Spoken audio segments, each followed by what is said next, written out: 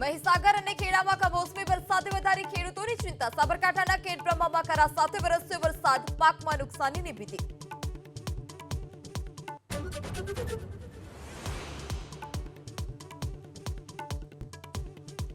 રાજકોટના કાલાવડ રોડ પર સ્કૂલ બસને નડ્યો અકસ્માત, વીજપોલને મારી ટક્કર, 3 લોકો ઘાયલ, વિદ્યાર્થીઓને ઈજા નહીં।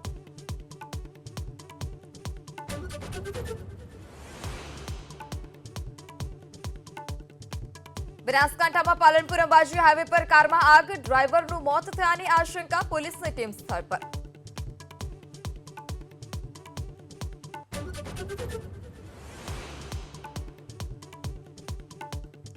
રાજકોટમાં કાલાવડ રોડ પર દબાણો પર ફર્યું બુલડોઝર, ગેરકાયદે 4 હોટલને પ્રશાસને કરી ધ્વસ્ત, નોટિસ આપ્યા બાદ પણ દબાણ દૂર ન કરાતા કાર્યવાહી।